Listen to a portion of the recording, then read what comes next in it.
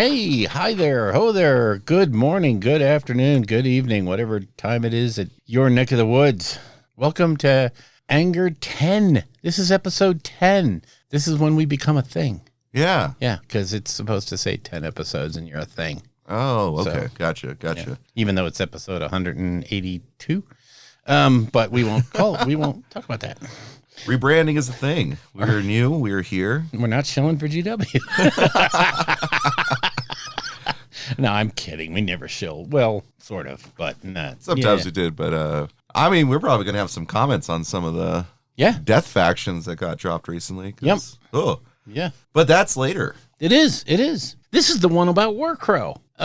Yeah, this is the one about the big Warcrow fact, the feudum drop, the new faction that's here. Oh, it's Warcrow news is just brimming over our cups. Yeah, it's really cool what they've done. I thought that, and we'll get more into detail, but the update, the rules update, wasn't very long, but I think it was like just enough to get everything balanced where it needs to be. Yeah. And it sets up the two new factions to be successful while also clarifying a lot of some interesting wording choices that were perhaps poor. Okay, they were shitty choices, let's say it. But yeah, things are much, much clarified now, and changing the order of a couple of operations is going to have a big impact, making the game just a lot more streamlined. Yeah, I believe so. I mean, the overview of the game right now is just that, like, not every faction has all their models. So, there are going to be some haves and some have-nots. Really, the haves are Northern Tribes and Hegemony. But everything else is starting to get there. And I think it'll be really cool to see where they go from here because, spoiler warning, the sculpts in the new two-player set are phenomenal. So they off the hook. They continue, Corvus Belli does, to surprise. Yeah, and when we get to the main part where we're talking about it, we'll talk about Corvus Belli's idea of how to support a game and how to do a game. And I think what's throwing a lot of people, and they were thinking that Warcrow kind of hit the road dead. No, this is not how Corvus Belli does things. Infinity's been around for 20 years over, and models that you bought when you bought into that very first set are still on your table. Yep. So, and Corvus Belli has a very long-term approach to how their games work. And that screws up a lot of people because they're used to this flash in the pan Kickstarter crap. Yep. Or, the GW every 3 years, throw your armies away because we're going to make you have to get a new one. Yeah. So, but anyway, that'll come in the main section. I also, in the intro, I want to throw a apology out to Snot Goblin Gaming because I'm a jerk and I deserve to be ridiculed because I made a stupid post on their Facebook page about the release of their painted terrain for 40K. Mm-hmm. And, I kickstarted 2 sets, a full table's worth of the desert themed buildings, which are so cool because it's all modular. The thing packs away in one of those tiny things, and it's a full table's worth of terrain. Holy cow. So, yeah, it's phenomenal. It packs up into a very small Rubbermaid bin, not one of the big ones, one of the short, squat ones. So, yeah, it's a brilliant system where you just set up. It's all ruined buildings. You're not going to get any, skyscrapers out of it, but it's certainly thematic, and it goes together in the table builds up in about 5-10 minutes. Woo. So, yeah, super Spicy. easy. Yeah, lovely. I'll show it to you here later. But on their, I hadn't gotten mine yet.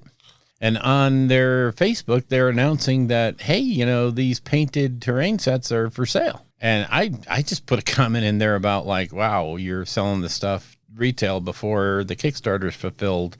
Yay, you. And, well, turns out they deleted that post and said privately, dude, no, those are up for pre-order, not for sale, or pre-order. Those will be filled after the Kickstarters are done. And I was like, wow, am I an asshole? Thank you for clarifying the fact that I have my head up my butt. Most folks don't know this, but Bill's flexible enough to put his foot in his mouth. Yes, I can. The next 3 days are pain-filled anguish, but yeah. Apologies to Snot Goblin. It's still an amazing terrain set. And honestly, if you're looking to make a 40K table or, a table for any of the other myriad of games, This stuff has skulls, but not GW level skulls. These are a lot more decorative, and most of their pieces you can turn so that that's not facing out. Mm-hmm. And if you need a table's worth of terrain, that stuff will knock it out the park. So, and they have desert theme. They have, I think, winter, city, urban, and there's one other one. They're really nice terrain sets. So Snot Goblin Gaming, go talk to them. They're great. Don't listen to me. They are, in fact, great. And also, this is the Nova Open weekend. This is the last day of Nova Open. I'm so fucking sad that I'm not there, but just work doesn't allow it right now. And it's just crushing to not be there. I hope all those AOS guys are having a grand old freaking time out there and having a blast. I'm sure they are, because I saw that in the daily updates, I saw that the siege went on last night, I believe. Oh, yeah? Yeah. That siege is usually the hit of the narrative show. It's so much fun. Every player lined up on the walls. It's so good. You know, and the guys have come up with a really great rule set that makes it run smooth. You know, an entire event's worth of people playing a single game on a long row of tables, and they wrap it up in the 5-6 hours that's allotted to it. Oh, wow. It's a blast. It is a blast. They have definitely got their stuff together. So, I like it.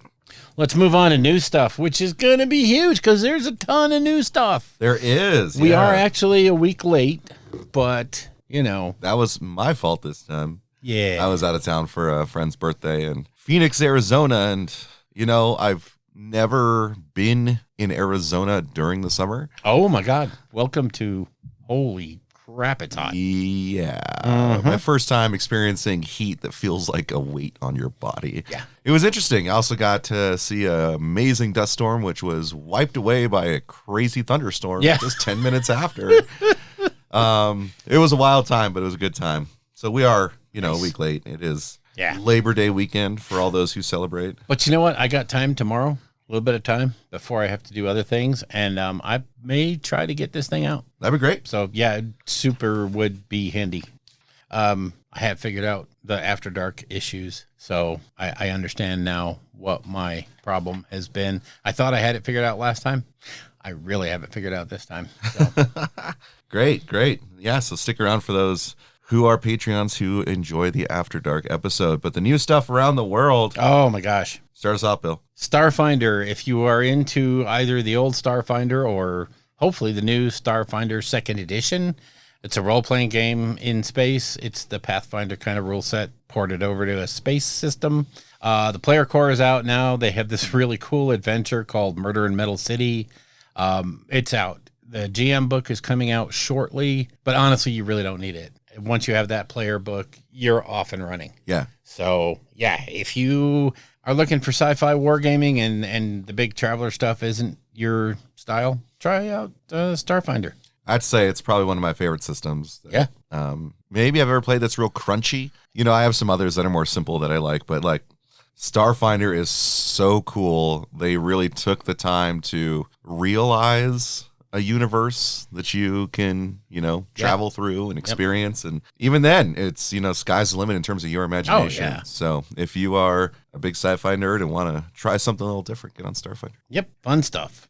Over to GW, the Flesh Eater Court and Night Haunt Battle Tomes. I picked mine up yesterday. I picked up the Gamer Editions, which are the nice small little books, and the card sets, which have like the card sets in this small set. The Gamers Edition has like all the Armies of Renown, all the other cards that you don't get in the main card box set. So I really like these Gamer Editions. I think those are really a hit. Funnily enough, one of my bat reps is going to be a Night Haunt 2K game of AOS, and we played with the old rules.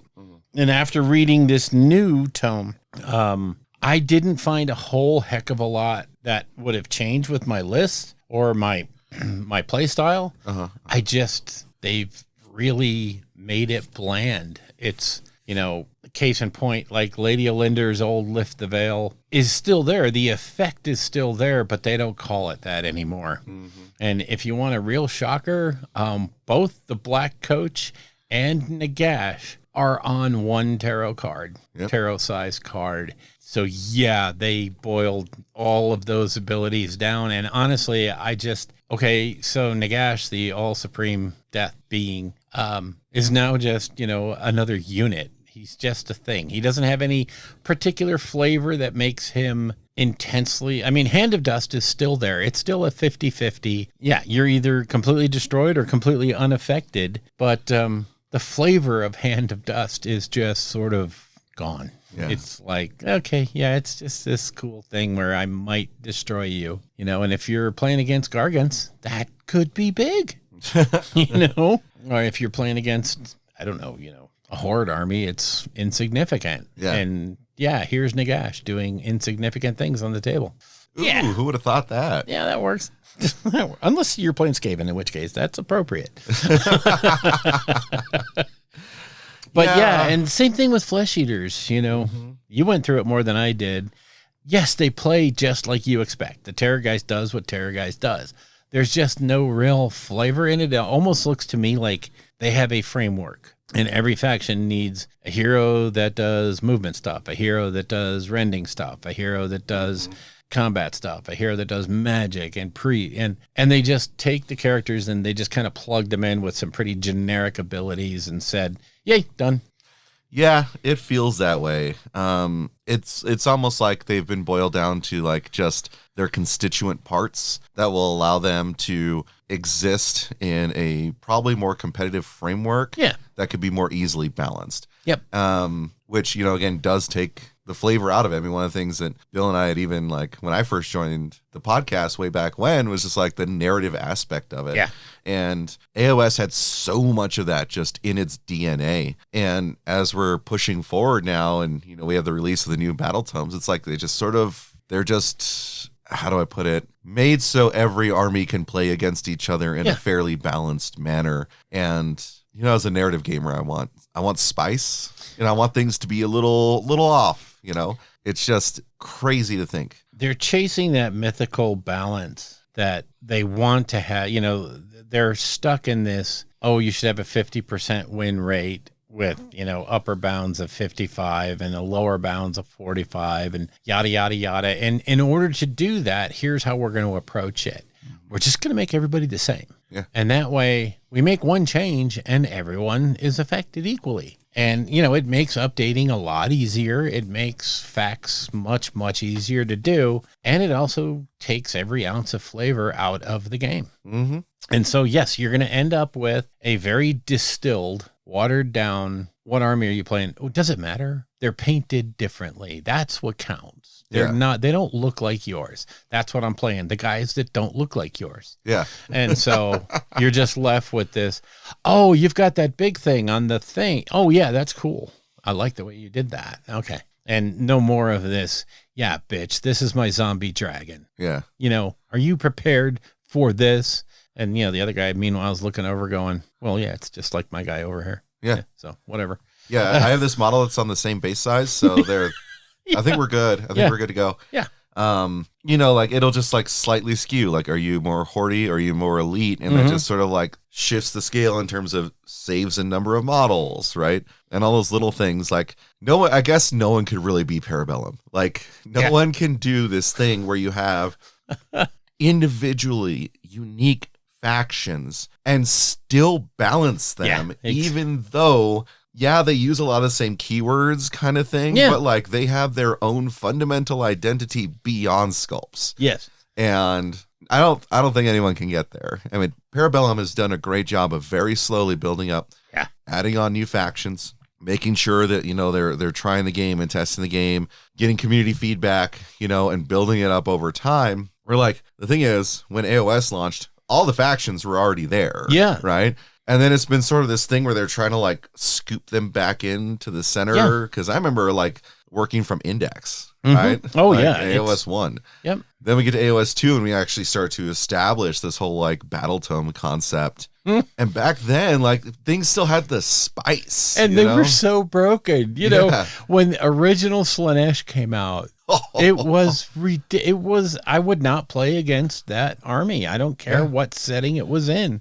I would not play against them because they just fundamentally broke every rule in the game. Yeah. And they were like, oh, yeah, not only do I fly, but I can fly and cast all of these spells. Oh, and if you have Rend, I don't care. Oh, and I'm a better fighter than you. Oh, and I'll make it so you fight last. Yeah. No matter what. Yeah, it's like, really, that was your idea of balance. But now they've gone full circle to this.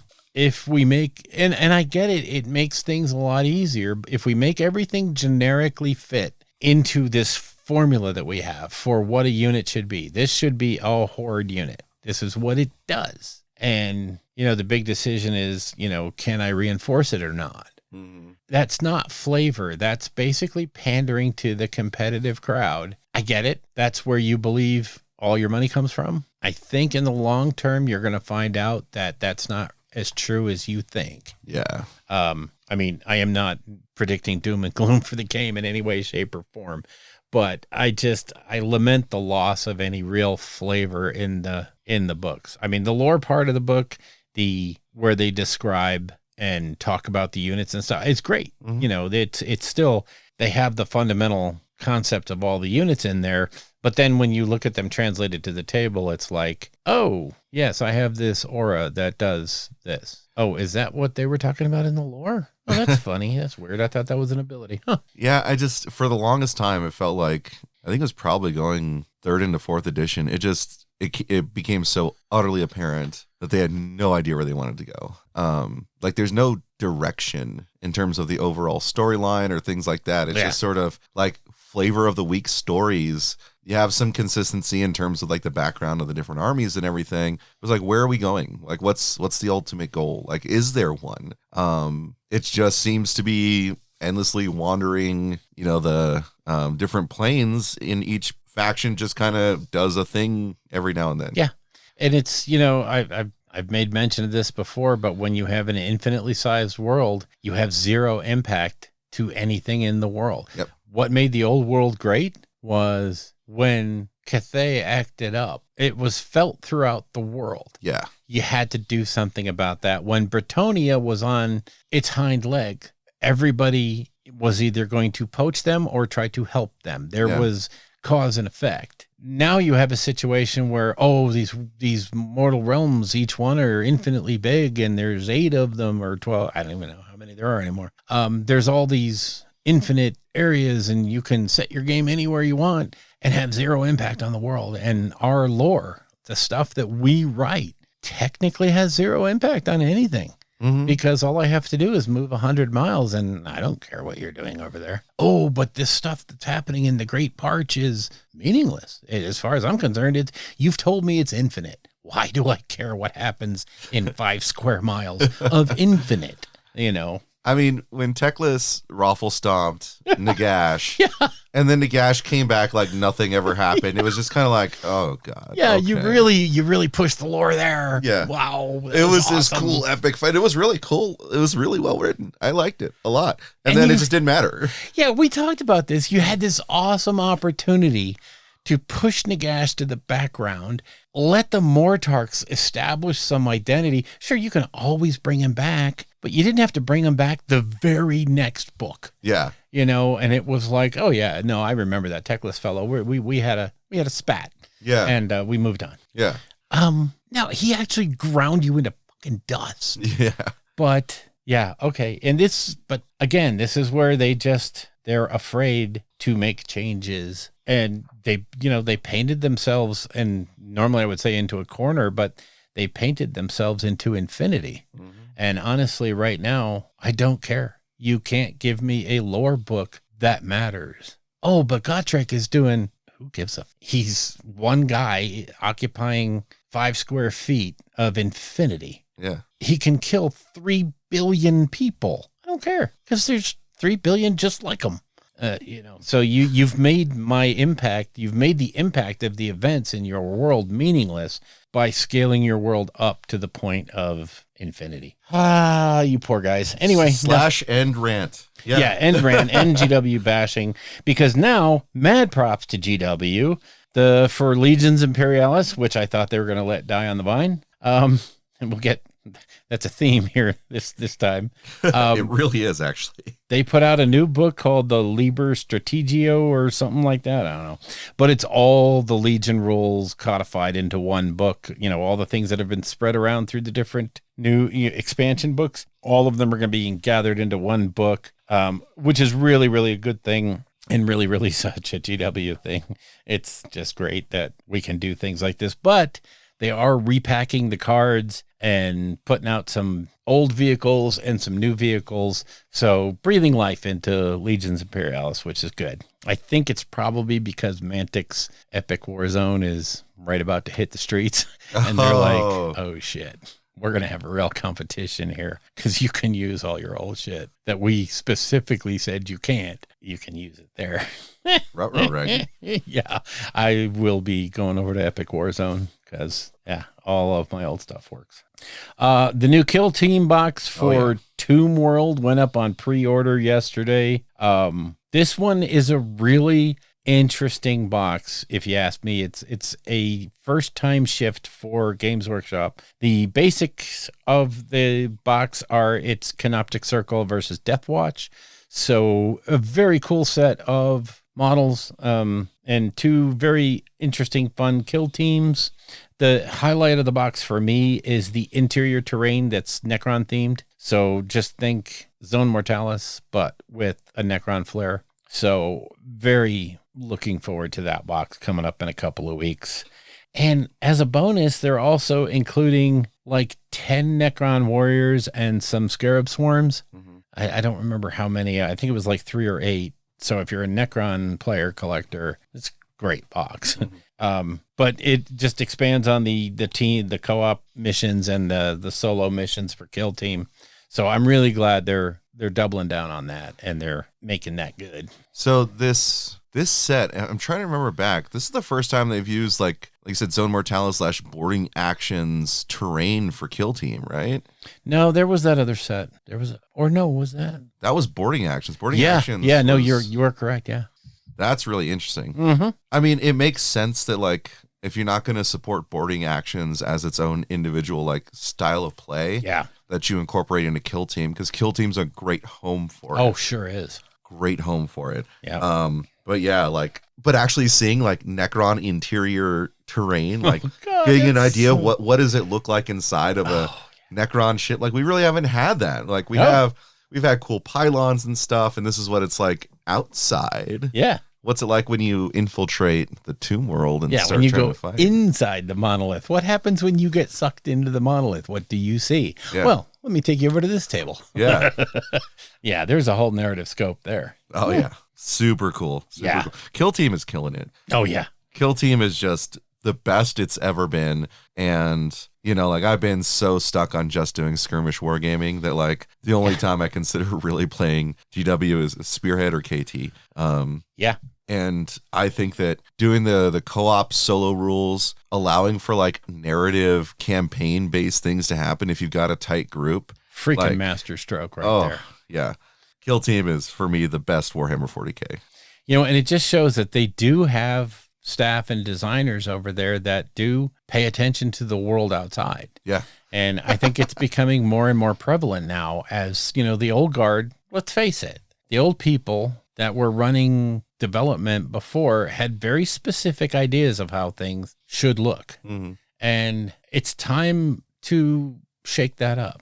Yeah. And, this gradual watering down of the factions in AOS and 40K, for that matter, is part and parcel of that new generation of game designers coming in and saying, we need to fix these rules. These rules, by and large, suck. Mm-hmm. And, up until these last couple of editions, they have been really out of whack. Mm-hmm. And it's been really hard to keep on top of from a balance standpoint. And, the old guard would say, yeah, but we're a miniatures company that makes rules. And the new guard is saying, we're a game company, you idiot. Yeah. We have to put out games that people want to play. And you haven't done that in 20, 25 years. So maybe, just maybe, let's take this amazing IP and make it approachable to a hell of a lot more people. Yeah, I'm good with this new guard. Yeah.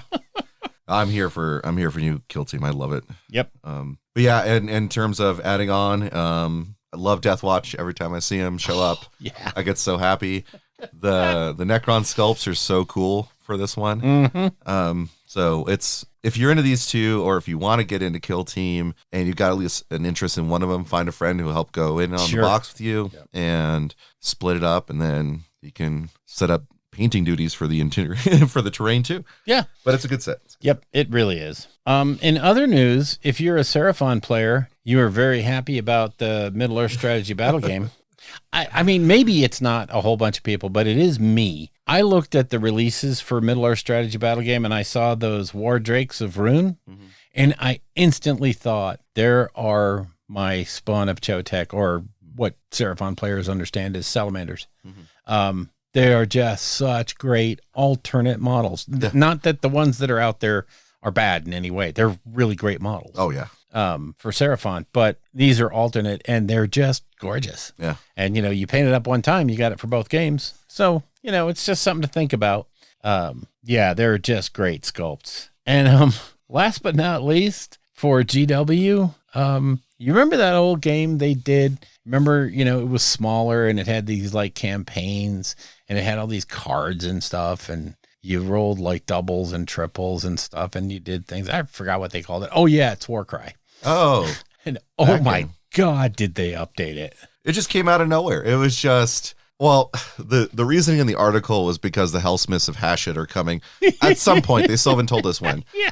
But the Hellsmiths are coming at some point, and so they're like, so we're going to completely rebalance Warcry, like completely, like points, everything, adding new units. Like they went through that thing and just worked it from the ground up almost. It's a 34-page FAQ that fundamentally revisits almost every single set in the game. Yep. And oh my God, is that awesome? Because that tells me they're getting ready for another edition and that they're going to do it.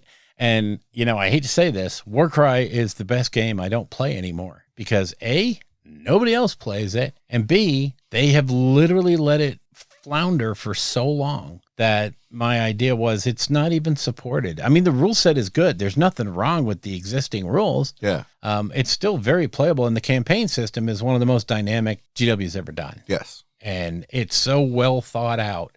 Everybody, you're always playing a campaign, whether you really want to or not. You're playing the campaign version, but you don't have to meet up with someone that wants to play a campaign game where you define the scenario. No, the campaign game is just you playing a game and folding it into your own personal aftermath sequence. Yeah. And, such a brilliant methodology. It's just great. I mean, obviously you need some opponent buy-in because as you go up the campaign track, you are going to get a little bit more badass. But, if you're on stage 9 and your opponent's on stage 1, make sure you buy off on that. Yeah. Yeah. But yeah, Warcry is great. It'd be interesting to see what more they do. I mean, like I love the whole revamp. They always have the best terrain sets for fantasy. Like, oh my God.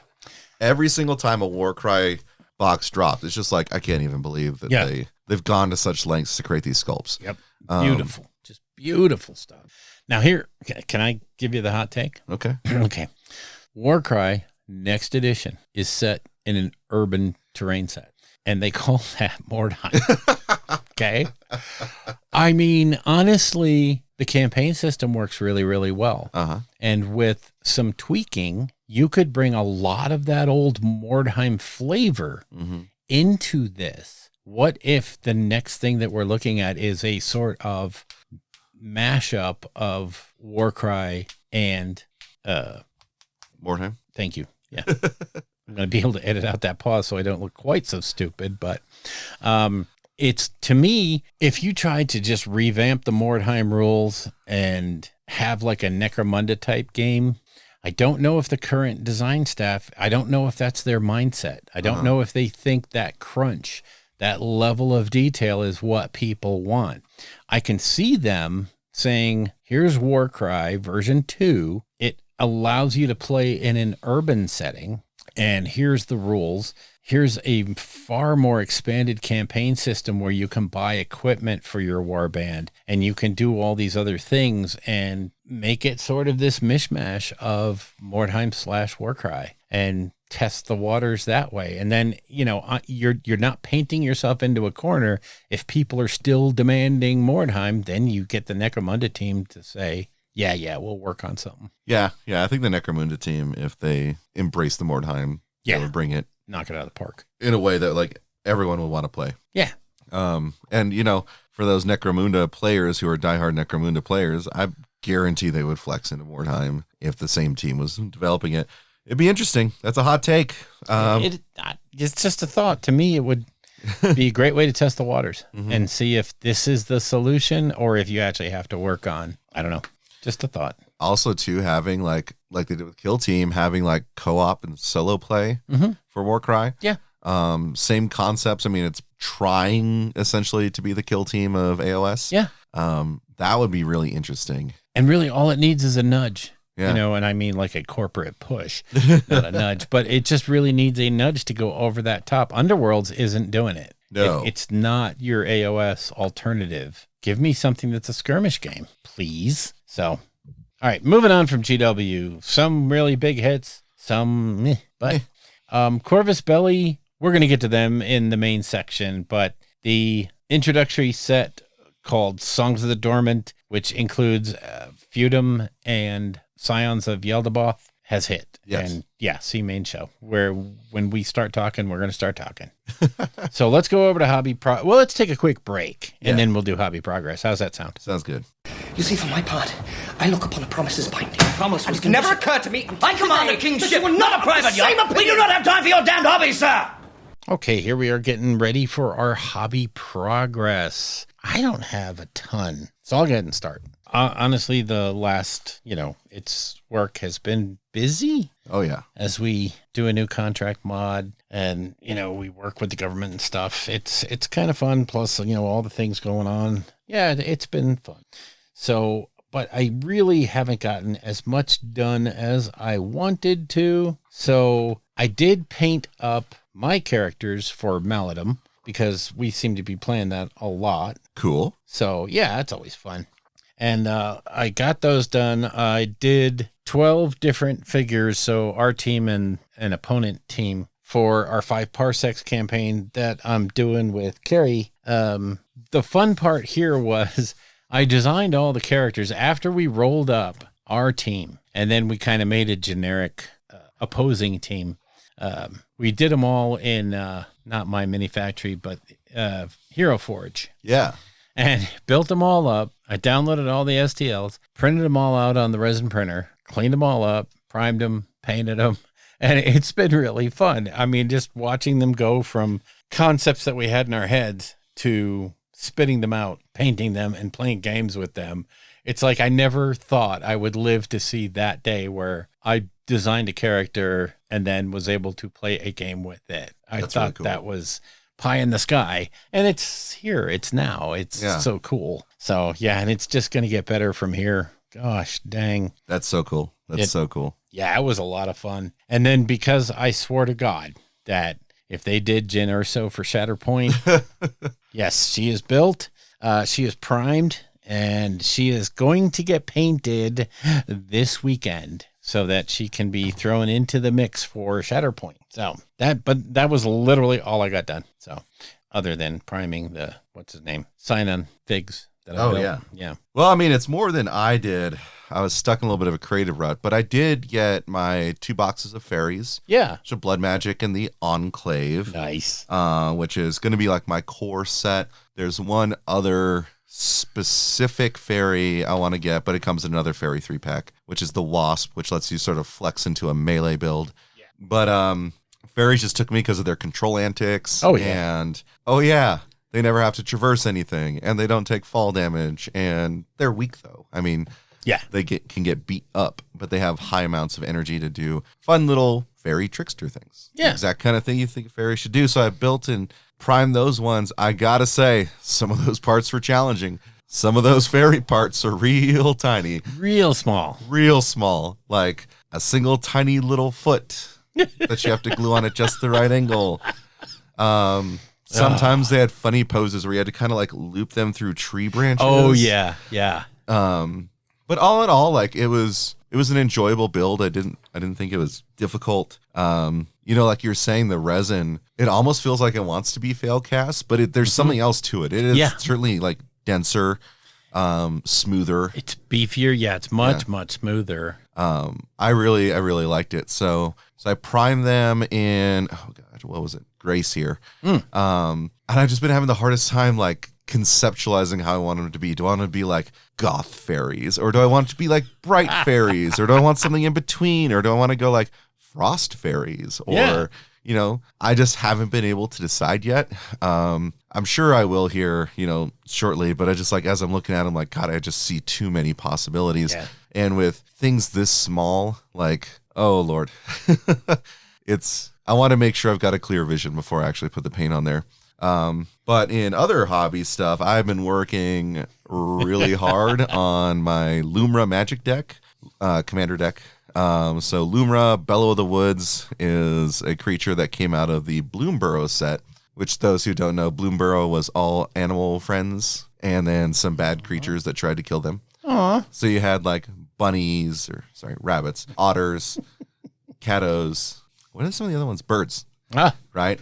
And there were like some of these big mean creatures like Lumra who would like come and terrorize them. Another one is Igra, Eater of All, which is like a giant mountain lion type creature. Wow. That literally turns every other creature into food. They get every other creature, even your opponents, get the food subtype. Oh, Jesus. And if you want to like target Igra with a spell, you want to target Igra with a spell, you have to sacrifice 2 food. It's like crazy concepts. Distractor. But Lumra is an elemental bear, and Lumra is 4 and 2 green. When Lumra enters the battlefield, you mill the top 4 cards of your deck, which means you take them, put them into your graveyard, and then you return all lands from your graveyard to the battlefield tapped. So you create these combos where you can sacrifice a bunch of lands, get Lumra into play, or copy Lumra to get all your lands back, and then you have multiple effects that allow your lands to enter untapped.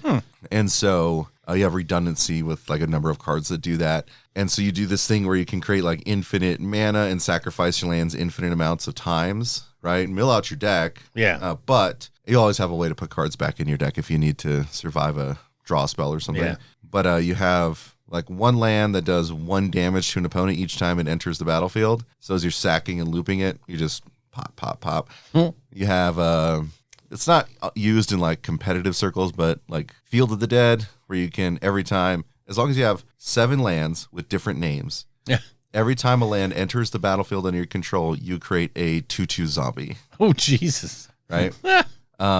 So you imagine, like there's a bunch of different lands in the deck. You keep looping that, and so you're dumping like, here's 10 zombies, here's 20 zombies, here's, depending on how like as you stack up. And then you have ways that like when permanents enter the battlefield, your opponents mill a card to their graveyard, so you can mill out your opponent's entire libraries. It's just a really fun deck, and I've been just grinding on it, just trying to get it there, because like I can move it to like a competitive like level, but I don't know if I want that to be the deck. Like I could have it like toned down just a little bit where it does have its combos, but it's not like insane. Yeah. Right? So that's why I've been spending so much time on that deck. I think I've swapped in and out like 30 cards, since I've been working on it. Yeah. But it's been fun, and since I can't figure out what colors to paint fairies, I'm having fun with bears. Hey, on that note, you can take a look at my, if you want, my color cards. Or I don't know if you watch Ninjon's YouTube channel. I do sometimes, yeah. Okay, so you know about those color cards, right? Yeah. With the different color. He's doing one for the paint schemes that we're more likely to use. Really? So I watched the video and I just immediately went to order one. Because, he's waiting to get orders because obviously there's going to be some cost involved. Yes. So it's kind of like a self-made Kickstarter. He's just going to get a bunch of orders, and when he can get them done, he's going to get them done. So, but it's Ninjon, so I trust him. And yeah, it's going to be that same idea of, except on his cards, and he has prototypes. He has, some cards that you can look at. It not only has, here's the picture on the front that I got this scheme from. Yeah. Here's all the colors.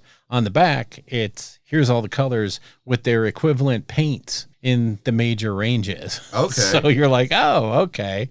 So it's going to be like Fanatics, and I don't know what else he did. Probably 2 thin coats, and maybe, I don't know what he chose, but yeah, it's going to be handier than the color cards because it's going to be more themed towards what we're looking for. I'm going to have to jump on that then. Yeah, it's really cool. Yeah, go check out the video. Ninjon's, what was it, the hobby tool you need or something. It's a cool video. And, he's shilling his own product, but I don't care. It's a good idea. It's a great idea. Yeah. So, yeah. Yeah, I know it sounds great. That might, I don't know, help me get out of a creative rut there. Could be. The other thing I would suggest is Google butterflies and moths. And you'll see so many color schemes for fairies. It'll just blow your mind. Yeah, that's another thing too. Is like, do I want to go that route? Do I want to do something that's more natural, right? Yeah. Like actual in nature, or do I just want to do black and white goth fairies? And yeah, I mean that's the whole thing. That's why I said butterflies and moths. Yeah, because there's some moth color schemes that are off the hook. And when I was flipping through, I saw where they got the Vespid color scheme, and I was like, oh, that's cool, right? The Vespid stingwings. Anyway. So cool. Cool beans. So are we moving on to bat reps? Yeah, that's where you've been busy. Oh, a little bit. A little bit. What'd you got? So really I played a couple games of Commander this weekend. Had some fun. Won one, lost one. The one I did win was with my ridiculous Lobster Citizen deck that I had talked to everyone about. Ragost.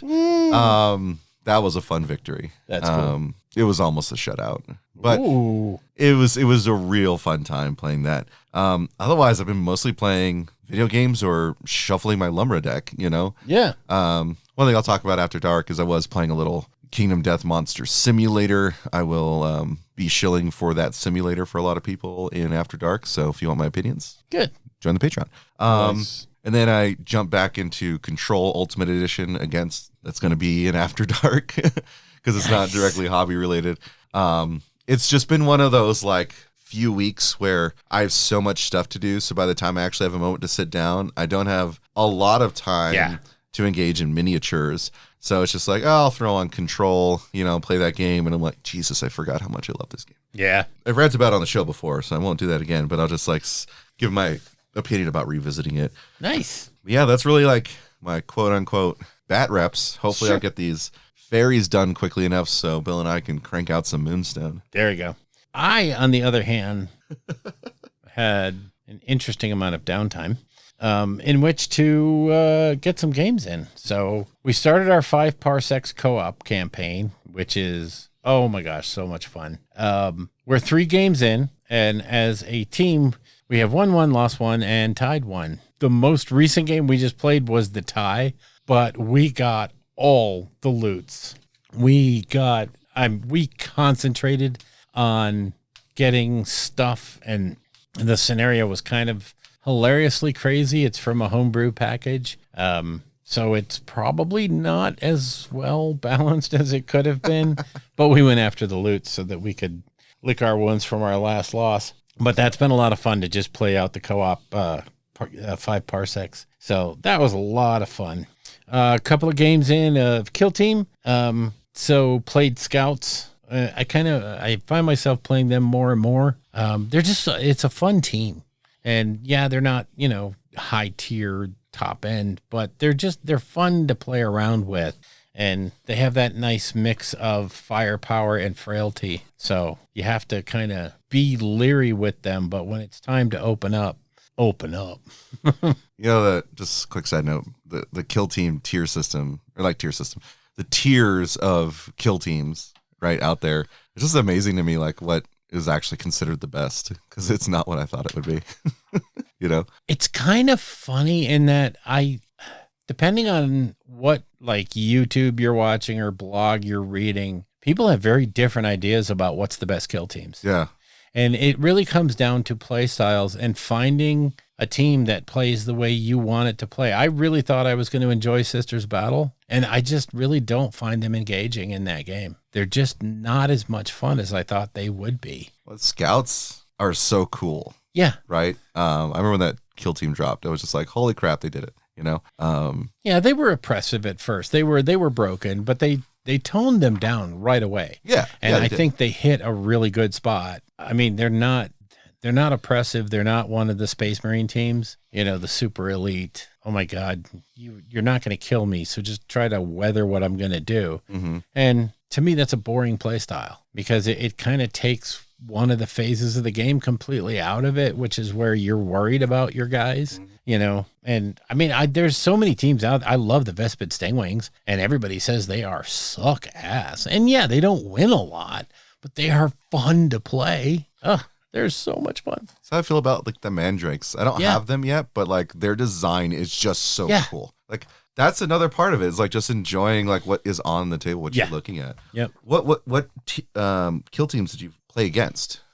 Okay, I played against a Space Marine team, which won that one simply on the ability to be more places and score more points. Okay. Because I wasn't going toe to toe, even with my best hopped up sniper turns. I was doing piddly amounts of damage. But, that was the whole thing, though, is if you contract them, engage them, and trap them, if you isolate 2 of the Space Marines, they cannot win the game. They cannot get to the points. Yeah. So, with a 5-man team, taking out 2 or combat ineffectiving 2 of them that's a win. Yeah.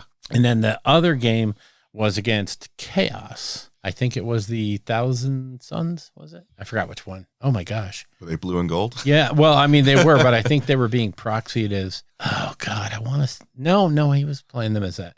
Yeah, and again, it was the same tactic. It was just be where you can't be and get to places before you can even think about it. Yeah. And then just render you combat ineffective. And I will say, Scout Sniper, the second game, he had a turn that was just like, I'm sorry, I'm a can opener. And I don't care what you have. I will get through it. Mm-hmm. And he did. He was brutal. Yeah. He got some very, very clutch rolls when he needed to. That's awesome. Mm-hmm. Played a game of Marvel Crisis Protocol.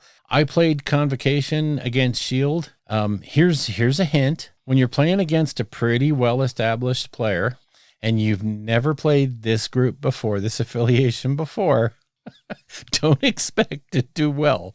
And I did not. Oh my God. So it was actually a pretty funny game. It was neck and neck up until turn 5. I think it was like 12-14 or 14-12. Mm-hmm. And I was in the lead and I was pretty happy. I was really like, Sexy Strange is hot, man. And then he just had this turn with Nick Fury that it was a dream turn.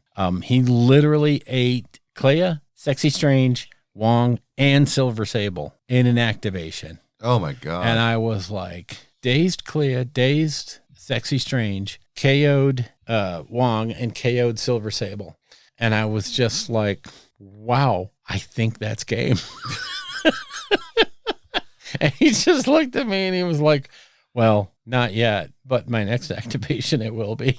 I'm like, yeah, I know. It's cool. But it was a really fun game. I learned a shit ton from a really good player. One of the guys that ranks up there in all the events. Oh, wow. So he's out there in Texas. So it was actually a ton of fun. He's a great guy. A lot of fun. Just, had to take it slow the first turn. Mm-hmm. And he was helping me a lot. I told him flat out, if you don't want to play, that's fine. It's cool because I'm learning this affiliation as we go. And he's like, no, let's figure it out and do it. So ton of fun there. Again, we, Carrie and I played the not old rules, but the old Night Haunt before this new update versus Blades of Corn with the new update. Cause I brought the book down with me. Cool. Wasn't even a game. I was just shocked at how the Night Haunt were able to dance around the Blades of Corn and just literally didn't care what they were going to do, just dictated the flow of the battle from the very first turn and said, okay, yeah, all of your stuff is designed around beating the crap out of people who are physically there to be beaten. I'm not going to be there, or I'm going to ignore your main strength, which is getting high rend hits. And I'm not going to react to that. And okay, so you wiped out a unit of chain ghasts. oh, you're cool. Oh, look, they're back. Yeah. Not only do I replace them like they were candy, but I don't care. They're not what I'm focused on. So, yeah, like if you want to keep fighting those, that's cool. My cavalry's going to run around the board and win the game. And that was just it, is he could not catch up to my units that were going around scoring things and achieving battle plans. So it was a fun game. Don't get me wrong, but it really showed the difference between armies that are designed almost pretty much to face each other and for one to have a very distinct advantage. So, and I had that great advantage. Cavalry units were everywhere. The black coach did some amazing work, and then it got cornered and it exploded. It just vanished. And that was fine. Mm-hmm. So it's, stressing to my opponent that this game is won by objectives. It's not won by killing the enemy units. Mm-hmm. So yeah, seemed to neglect that idea. Well, because the coach is big and shiny and you have to go kill the big shiny. Yeah. I mean, the ability to have cav that flies, like that's just one of the major things the Night Hunt has. Yeah. I mean, your horsey is moving cavalry distance and it don't care what's in between. Yeah. Nothing about who's in between us. I just get to the objectives and I just get to do my battle plans without any interference from you. Yeah. And it didn't dawn on me really until the second turn that I really don't have to care about his units, it's such a strange thing to think about, but I literally offered up stuff to be bait and he took the bait and put his hard pounding units into my units that I didn't care if they died, did not care. So yeah, it was, and Kerry's on the other table next to us and he's playing this amazingly tough game with his ogres against a, Cruel Boys. Was it Cruel Boys? No, not Cruel Boys. Yeah, no, it was Cruel Boys. And he's in this intense game. And the amount of noise coming from that table is like a murmur. It's like, okay, I'm going to roll 6. Burp. Okay, rolling. Okay, burp, burp. And over here on our table, we're just yelling and screaming and having a grand old time. I wiped out your chain rafts. I don't really care. You're like, thanks. I actually need them somewhere else. Yeah. Exactly. I summoned him back. And that was one of the things that he had said. My opponent had and I think his name was Charlie. He had such a hard time, and I would show him the card every single time that this unit is removed from the table and set up 9 inches away from all enemy units. He's like, that's anywhere, and I'm like, yeah. He's like, oh my God, that is so strong. I'm like, yeah, that's because if you engage them, they're going to die in one turn. There is 0, even with no rend. You are going to kill anything that I have. I cannot be in combat with you, and I don't plan to be. So, oh my God, what are the names of that unit? The one that just. Oh well, is it the Harridans? No, it's not. You're talking about the ones on the horse, right? Oh, what's his name? The cavalry. They do that, but also the Dread Scythe Harridans do it, I believe, and the hang on. You're going to make me look this up. Well, good thing you happen to have the new battle tome. Luckily, not Dreadblade Harrows. The Dreadblade Harrows are the cavalry that just went anywhere they wanted. The Hex Race were doing some serious work. But come on, where are they? Talk about serious work. I can't talk about Hex Race without mentioning I hate putting those models together. Oh my God, they are so. Who came up with that design? Like, oh, this would be so cool because they'll be able to like hold their sides above their heads with, like 7 pieces to 2 arms and a scythe. Yeah. Oh, I know. Good luck holding it up. I recommend super glue instead of plastic glue. Oh, yeah. Yeah, you have to have something that's really fast. Really, really fast. But yeah, I'll look it up later. I'll put it in the notes. But yeah, it was just crazy to just not be anywhere where he wanted me. It was typical big dumb fighter against a really fast monk. And it's not fun. It's funny to watch, but it's not funny for the guy. Yeah. So yeah, that was that game. That's why I got so excited when they took out a unit. Yeah. It was an accomplishment. And then on that same day, we played 7 games of Halo Flashpoint. Oh my God. That was so much fun. It was crazy. We just couldn't stop. you know, we were going to do like a tournament thing. We were going to do 3 games and, you know, best record buys drinks. So it ended up being best of 7. And at some point in the middle of that, we went out to the bar, which was silly because we had alcohol where we were, but we decided to go out because we wanted to mix drinks. Then came back and finished out the last couple of games. Oh, it was absolutely nuts. Oh my Lord. You know, I just thankful that we were walking to our hotel and walking everywhere the next day. Because driving would have been out of the question. But yeah, got a bunch of Halo games in just for fun. And that was all I've done. That was it. Oh, that was it? Yeah, that was it. That sounds like it was a blast. It was a good time. The last few weekends have been fun. Most of the time I drive home, but sometimes I just stay down there because it's, you know, I hate driving all that way, losing half a day to just spend a day here and then drive back. It's kind of boring. So, oh, yeah. Yeah. So anyway, let's move on to take a quick break and move on to the main show. The world has gotten even stranger than you already know. At this point, I doubt anything would surprise me. $10 says you're wrong. All right, here we are for the big deal. The really big show. Really, really big show. So this one's all about Warcrow, like we said at the top. And I really want to start it off with that whole idea of if you're not familiar with Corvus Belli and how they do things, they are not a fast burn game company. They are not hey, we're going to rush out 50 kits and the whole faction's going to drop in this month. That does not happen for Corvus Belli. Not at all. It's going to be a slow drip, and Warcrow, from its actual release, had a hugely bumpy release with the strike that went on for the dock workers, I guess it was, over there, that really delayed the shipments, the original shipments. Yeah. So they did all that work to build up the hype, and then it didn't deliver. And so that was like a huge hit. And I'm sure that's something they did not want to see happen, but it did. And you got to get around it. And then, of course, dropping the Warcrow Adventures game where unbeknownst people were buying an entire faction for the Warcrow game itself. Then, they just dropped the cards and said, yeah, here, play with all those models because that's what they're for. There you go. And they have been drip feeding the hegemony, the Northern Tribe stuff. And I would say that hegemony and Northern Tribes are really, really well fleshed out at this point. They're showing off that new big war machine for hegemony. Oh my God. I mean, that thing is gorgeous. I can't imagine what the Northern Tribes have got to be getting some kind of big beast. I hope. I mean, to keep things balanced like they have been. I mean, they've pretty much tit for tat. Yes. Every single unit for hegemony and Northern Tribes. Yep. So I can only imagine it'd be super cool, like a giant crazy polar bear creature or something. Yeah. Yeah. It's going to be something really, really fun. And I cannot wait to see what they do.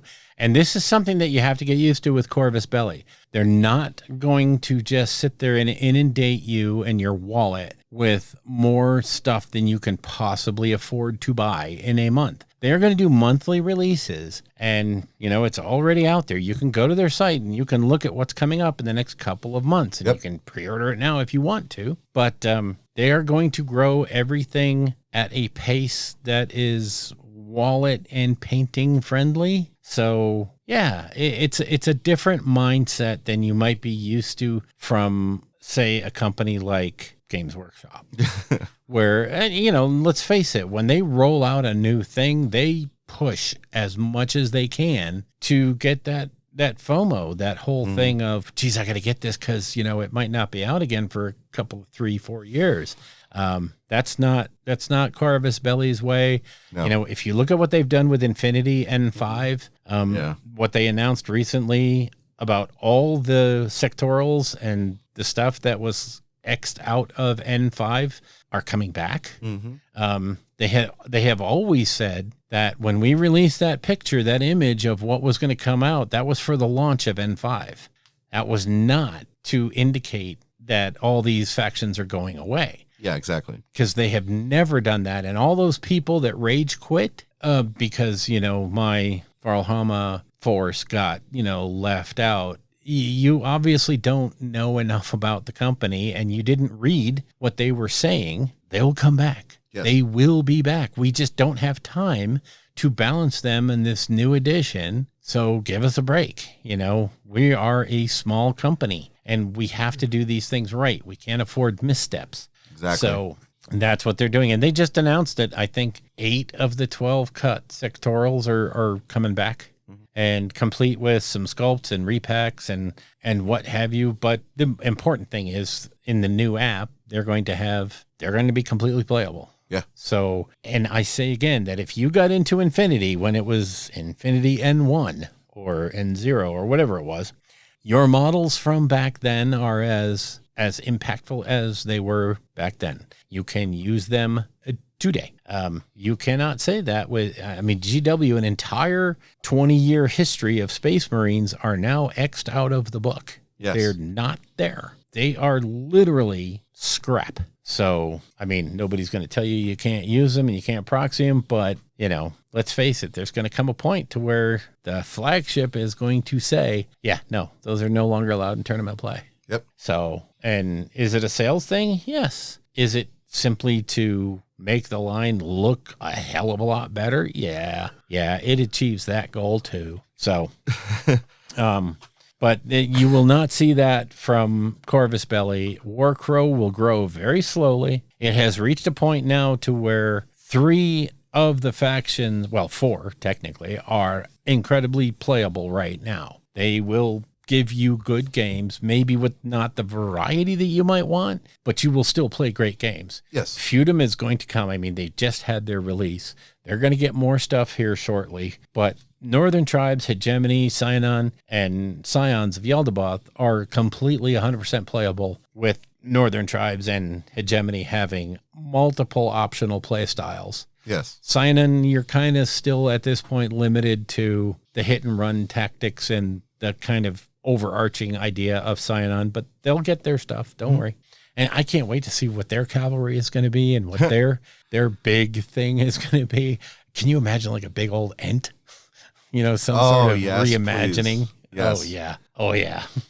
I'm thinking that for Scions too. They already have the Crucible, which is a pretty big model. Yeah. But it doesn't have War Machine aspects to it, Right. It hits pretty dang hard, but it's mostly there to pop out little red caps, Yeah. But what are they going to do for cavalry for Scions? What about dwarves? Dwarves haven't even hit shelves yet, No, and they don't have rules yet.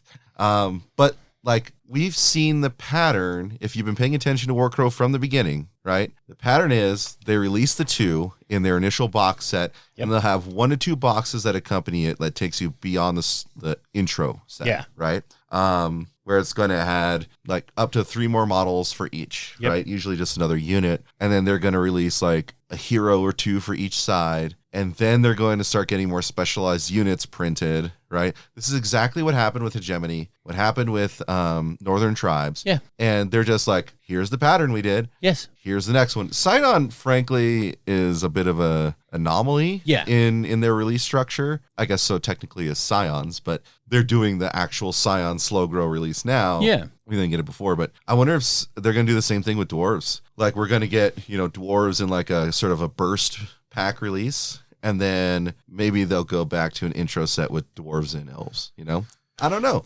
It could be. They're going to build you up over time. They are, and I think that's great for your wallet. That's great for your hobby, right? So if you are dedicated to, let's say you're dedicated to Feudum, right? So you get the intro set, and then you get the 2 little expansion Beyond boxes. Song of the Dormant, and then the 1 hero, right? Yeah, it's just the 1 hero guy. Yeah, all right, he's the pre-order exclusive. Oh yeah. So you build and paint those. Mm-hmm. Right? You get your games in. The next unit launches, you pre-order it, you paint it, you play with it. Yeah. And you just have this great pattern. By the time that the releases are finished, which Hegemony and Northern Tribes haven't even finished yet, you're going to have mastered your faction. Yeah. Yeah. You'll have a good idea of where you're at, if they are your play style, or if one of the sub keywords, I won't call them factions right now, but if one of the sub things is more your style, or, if you need to go look elsewhere, because they play markedly different. Oh, yeah. Across the board. The factions are unique, and the units are unique.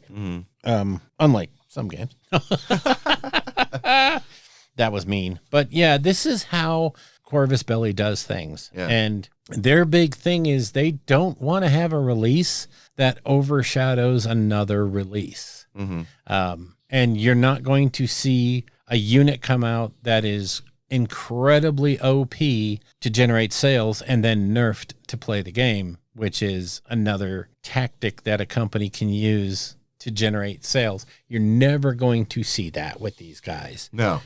If anything, you will see a unit come out and it might get a buff within a few months or a slight, adjustment within the first few months if it is egregiously found to be doing something wrong. But they don't design their games where that can happen. They don't design things to where a single unit can dominate something. Even in Infinity, you can talk about how, the Stigmata is such a good tag that it's an auto include in a list. Well, okay, maybe it is, but your opponent can handle it. It's not something that can't be destroyed during the game. Yeah. So it's, and quite honestly, anything in that game is killable by the right other thing.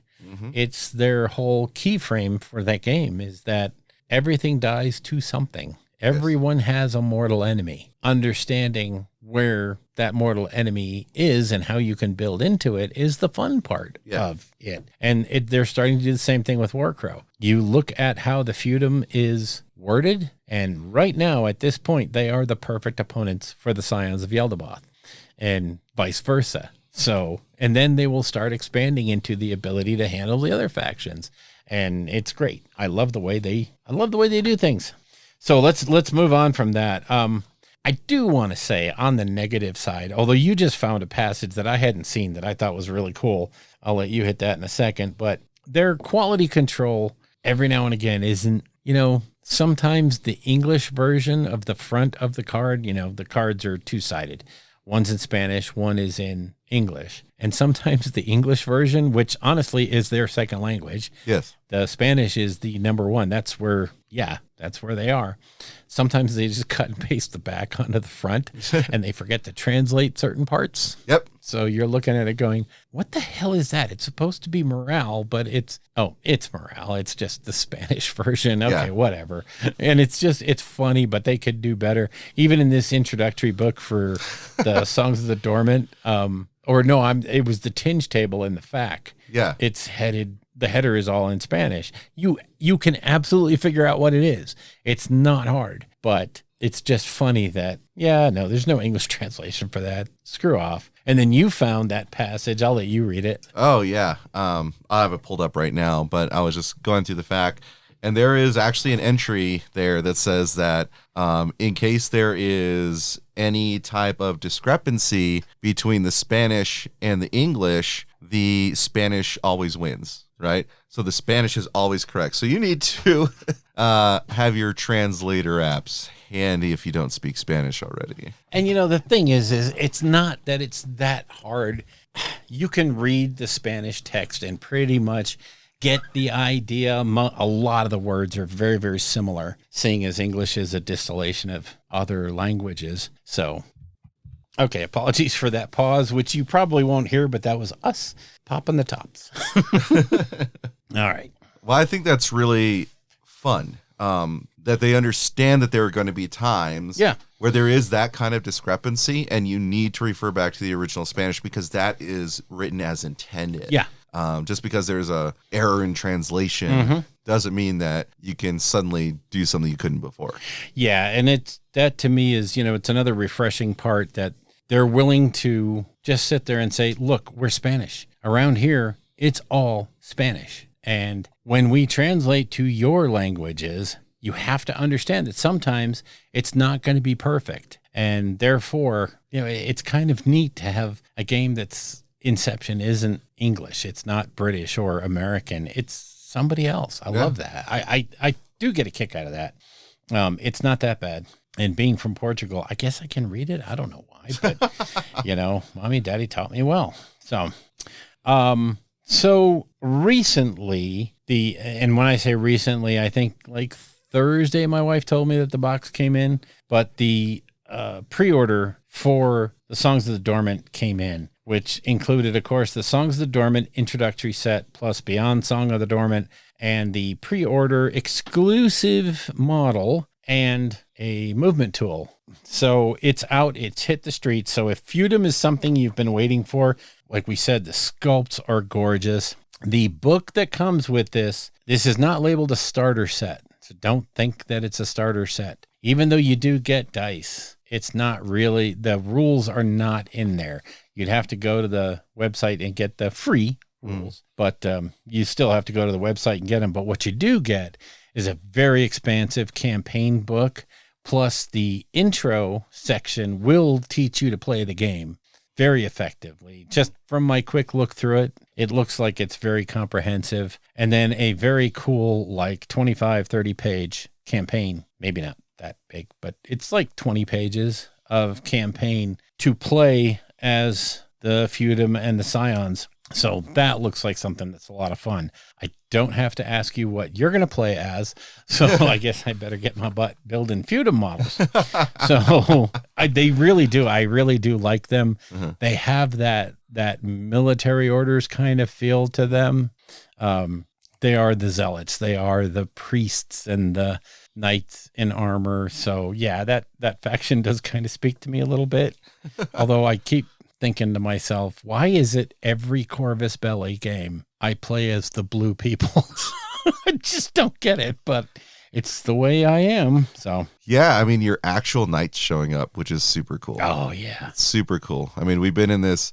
It's interesting because like Hegemony has an interesting aesthetic. It's like a little bit further past medieval. Yeah, you know, certainly with guns and things like that, right? I think that speaks to it.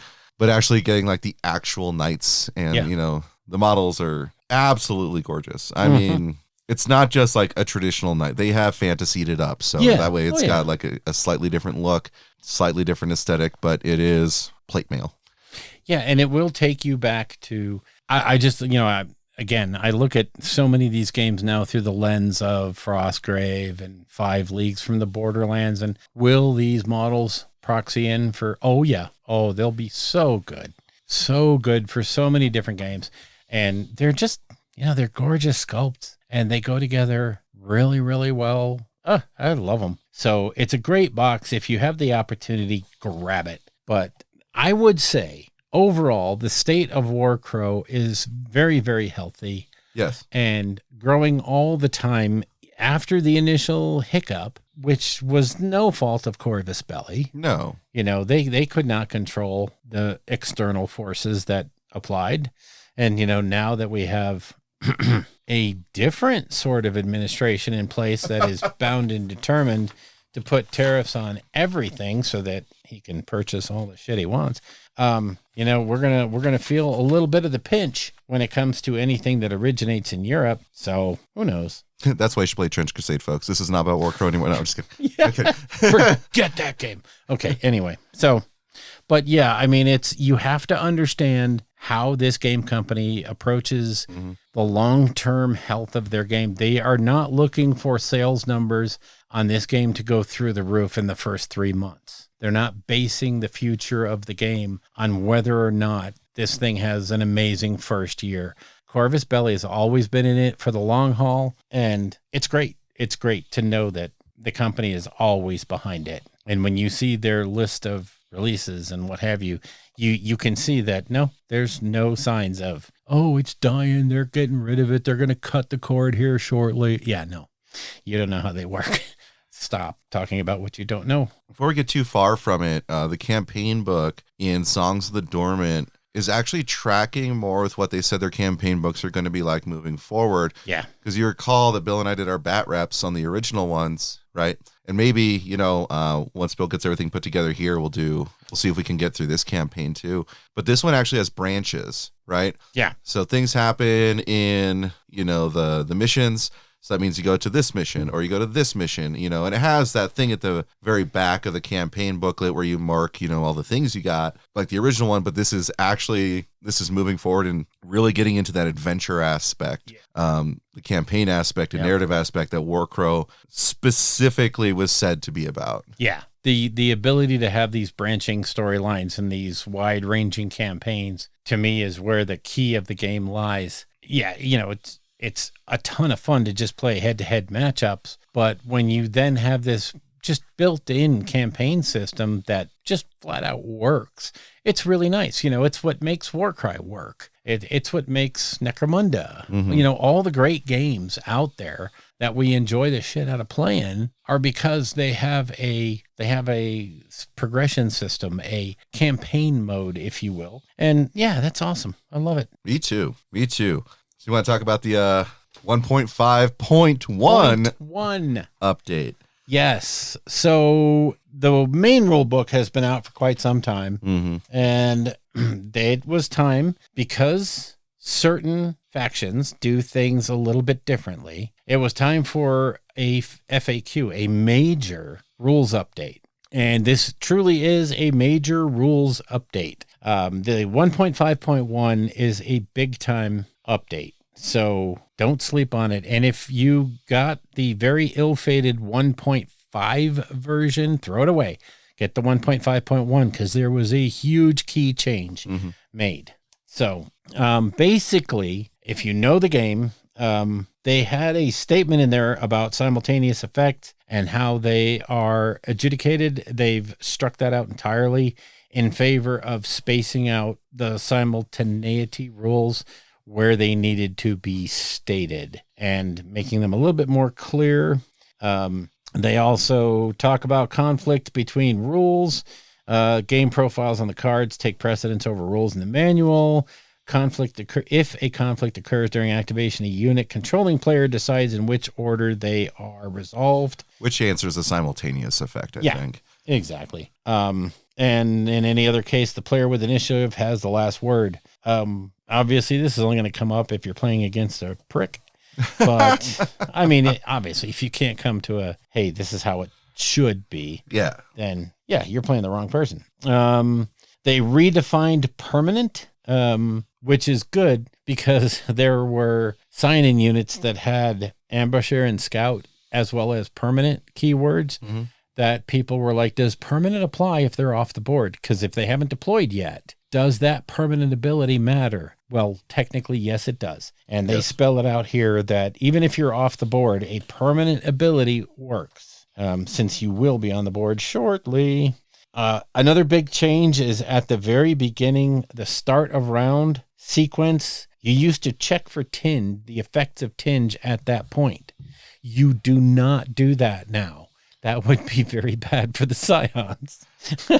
Well, now you check it at the end. At the end of the round. Which, I'll try to think of a way to call it this so it doesn't get us kicked off YouTube.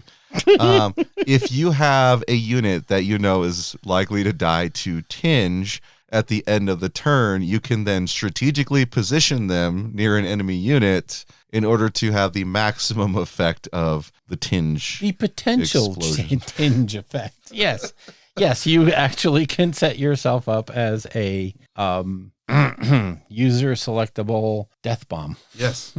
Why can't we say suicide bomb? Because suicide's a bad word. Yeah. I'll strike that out. Okay. Otherwise, we will get demonetized. Incidentally, I told the people the story yesterday that we got demonetized. And I was like, I wasn't aware that we were monetized. So getting an email that said a lot of our YouTube videos had been demonetized was to me like this shocker, because I'd never monetized any of them. And I'm like, how? Okay, whatever. You go, girl. So anyway. I've never seen this money you talk about.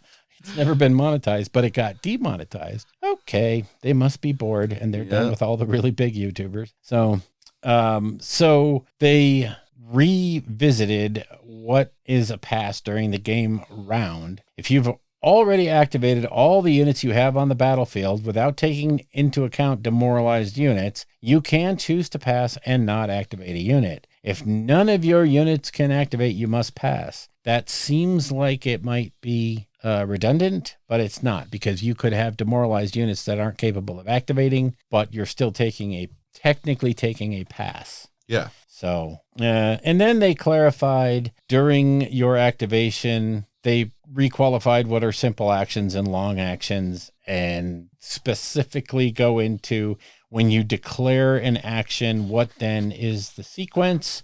So they give examples. What was the line of sight change? Oh, yeah. The important change here was a troop always has line of sight to itself and its adjacent troops. So models in the same troop always have line of sight to each other. So because of the loosey-goosey way where you can set up your units, people were saying that if you cast a buff and yet there's an enemy unit that is actually blocking your view of one of your people in the troop, he doesn't get the effect of the buff. No, he does. Mm-hmm. Shut up, fucking gamer. It's just, that's what it is. It's just a thing.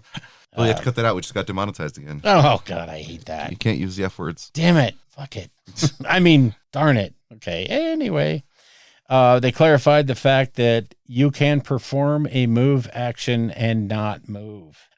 They changed the wording there. Now it says your unit can perform the move action and stand still, whereas it used to say not advance, travel a distance of 0, because there was an interaction in the game that said if you moved at all, you would take damage. Well, this now gives you the ability to stand still and not take that damage. Yeah. So just like I said, these are clarifications. Let's see here. Move, engage in combat. You want to cover that one? Yeah, so the update here, so you can perform a skill when you're engaged in combat, but only if the troop target or the unit using the skill can target itself or the enemy that they're engaged with. That is the same for tinge skills. It's sort of like, right? There's probably some people who said, well, it doesn't say so I'm going to shoot out of combat at that person over there, right? But, that's not rules as intended. Yeah. The big one that they crossed out from the last 1.5 to the 1.51 is this one, which says range attack on characters. The original update said you cannot range attack a character if it is within 5 strides of a large enemy unit or one that has at least 2 troops. That is gone now, which means that you could just target characters. Yes. And hotly contested rule, generated the most buzz on the Reddit, on the forums. The idea that they were going into this, basically characters became invincible the minute they were in a troop. That was, I kind of get where they wanted to go, was to give them some survivability, seeing as the way, as a unit takes general wounds, the leader character always would take the last wound so that the leader was the last man standing. But they are building in sniper rules now. They are building in things that allow you to target a model as opposed to a troop or a unit. So having that in there and the distinction that the leader always takes the last wound, that was sort of, it didn't make sense. It made your sniper types useless. So fixing that. Yeah. And I don't think that's a bad rule. I think it makes sense. Particularly, it's just a skirmish game again, right? We're not talking full on armies though. Let's see how it gets there with war machines and stuff. Yeah. But it would make sense that like, oh, look, that one guy is different from the other 4 guys. I'm going to shoot at that one, right? Like you should be allowed to do that. It's not saying you're going to hit them or kill them or anything like that. It's just, they can target them. He's got a real cool feather on his hat. He must be in charge. Right? Exactly. Yeah. The next thing they did is, the combat result. They changed out just like, they took out some language there, which is kind of non-consequential. Distressed at the end of activation. That is sort of, if you lose the combat or are the defeated unit, your unit is stressed. It used to say at the end of the activation. Now it's immediate. You put the stress marker on it immediately, because now you are no longer given the option, if you have too much stress, to move yourself back. If you had a ability or a command ability that allowed you to move by taking a stress. So it's more edge case, I think. It is edge case, but I could see people doing it a lot. Like, I don't get the stress yet. Yeah, but like when we played, we were just like, oh, I got hit, stress. You know, like it just sort of like felt like that's how it's supposed to be in the first place. But I could see how people try to be rules lawyers. But with it in there at the end of activation meant I didn't have to put it on there. Until the end of activation. Yeah, okay, whatever. Then pushing units now is interesting. So yes, it is. Oh, God, so you win and you push. If there's anything that prevents the push unit from completing the maximum distance, whether it's colliding or moving towards engagement, you must then move them in such a way, the push unit, in such a way that they like move the furthest they possibly can from the pushing unit, which means that like if they get pushed against the wall, you have to actually kind of slide them to the left or right. Yeah. You know? Cool. And yeah, it eliminates that idea of I move the unit leader to where his back is up against the fence or the wall so that my unit cannot be pushed. Yeah. No, you're still going to get pushed, you little bitch. Now, this next one I thought is really cool clarification for scout and ambusher. Oh, yes. So if a troop has scout or ambusher and you join a character with the unit, the character is deployed with the unit. So that means they functionally get scout or ambusher. The one that I thought was real interesting is that if your character has scout or ambusher and your troop doesn't, the troop gets it. Yeah. So then I like that because it's parody, but it's a cool clarification because before it'd be like, well, it doesn't have it, so it must be on the board, and then they come in later, but then it's not part of the unit, and I made it part of the unit. So just clarifying that like the keyword attaches to the whole group of people, right? The whole group gets whatever it is, and you deploy them the same way. Yes. So nice and clean clarification. Very nice. And that's what I like about a lot of the updates here. They just make sense, right? They're not like crazy changes, In fact, in some ways, they make it just even easier, like reflecting back to the move thing where it says, and you can stand still. Yeah. Instead of not move, travel distance 0. Like, Why just use plain language? And people would argue that you're still traveling, you therefore take damage. Yeah. So, no, I didn't. No, you can't stand still. It doesn't say you can't. Yes, it does. Now, no, you travel 0, Yeah. so there you go. Mm-hmm. So then damage, stress, states, and other tokens. So that's stress, right? Yep. Stress tokens. Compare the amount of stress. That's tinge tokens. That's tinge tokens. I'm sorry, okay. tinge. Tinge tokens. Compare the amount of tinge tokens between the character and the unit. Leave the higher of the two on the unit. Yep. So if your character, who let's say joins a unit later on and has 3 tinge, let's just say, because they're scions, and they go to join another unit that has 1 tinge. Yep. The whole thing has 3 tinge. It's going to be the highest. There's no getting away from it. And same thing when you leave a unit. Mm-hmm. If you leave, you're going to leave with a higher amount. Yes. So you don't get to leave your tinge behind on the unit and say, whoa, I'm out of here, boys. Y'all are messed up. Okay, so then they go on to talk about characters as being part of a unit and clarifying. It says a joining character is no longer considered a unit by itself and does not share its characteristics and keywords with the unit it is joined to, obviously because you covered those up. When you physically put the unit together, you're covering up most of the character card. Yep. Except for its bonus abilities. So those keywords and all that stuff go away. So it's just clarifying kind of how that all goes together. And then they re-clarify or amplified when a character leaves the unit, what do you do? And it steps it out for you. So specifically at the very end, your character cannot abandon a unit that is engaged in combat. So again, and I saw this on some bat reps, the character would dive out just before the unit got engaged with 1 wound left so that it didn't die. Yeah. And that to me was kind of cheesy, but it was allowable in the rules. So yeah, no, you can't do that no more. If your character's an officer, this is something that wasn't specified before, but if you have replaced the officer in a unit with a leader character, when you remove that leader and he goes and he leaves the unit, you put the original leader back in. So you don't lose a model in a unit just because the officer left. Yeah. So kind of nice. So demoralized unit token, just same thing. Your character gets the demoralized unit token too. Yep. Independent of the unit. Yep. And then as we talked about just before, if you leave with tinge, you get the same amount that the unit has. Yeah. Right. Whatever that was. Yeah. Stress and morale, another, again, timing difference, right? Yes. So instead of, unit stress, if it activation ends and it previously acted, now it's when it activates. So as soon as you decide to activate a unit again, you get the stress. You get the stress right then and there, which will prevent you from doing gamey things by, maybe using stress over your morale value to do a bonus combat or something. Yeah. Or to affect the bonus in combat. So just nicely rewording the timing so that the minute you activate the unit that has an activated token, it gets the stress at that moment. Then the next rule going on there, as long as your unit has an activation token and at least as much stress as it does morale, you can only activate to perform the rest function. Yes. So if you're at that point where your stress and morale are equal, you literally cannot do anything else other than take a break. Take a break, kid. Take a break. Ugh.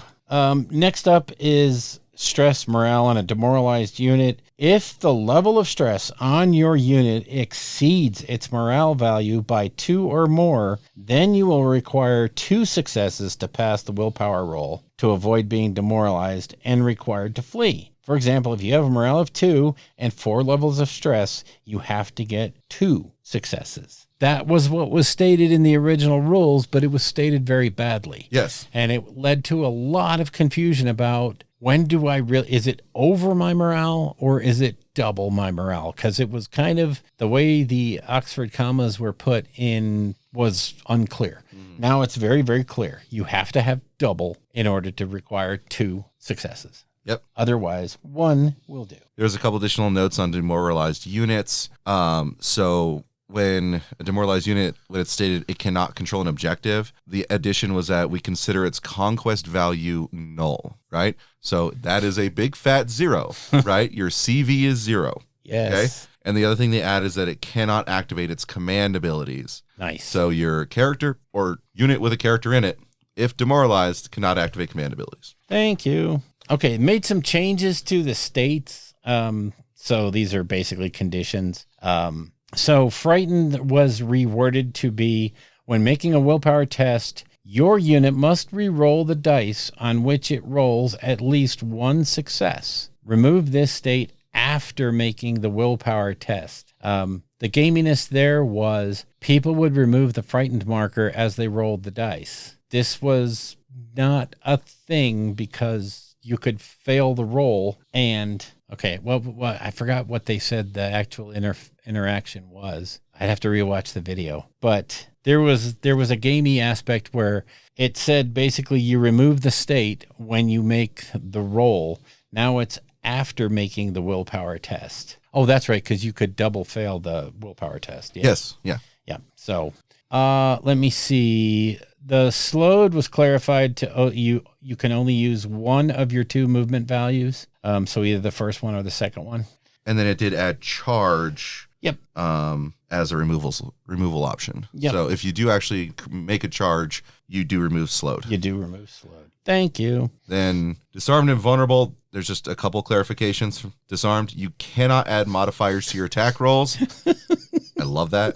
That is so messed up. Not only you're disarmed, but you can't even use stress to help you beat up the other guy. Nope. Oh, God, that sucks. But you can remove the state at the end of the resolution of a roll in which you have applied its effect. And that's cool. So that means if you do a follow-up, you're no longer going to be disarmed, which is, that's nice. And remember, this is after you do the roll. So it's not during the roll. No. As long as once the roll is completed and you had, whatever roll you got, then disarmed goes away.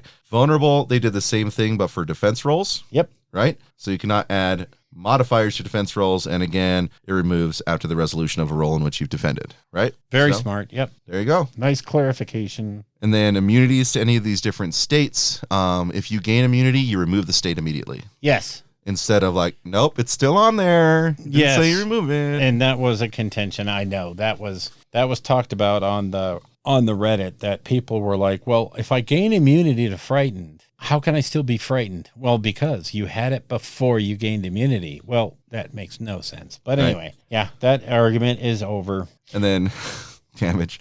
This is the gamiest thing ever. Yes. Like, people would remove models so they would no longer be engaged in combat. Yep. I'm sorry, you can't. No. And, your troop leader needs to die last. So if there's a situation where you need to swap model positions, you just do it. Yes. You're not getting away from this.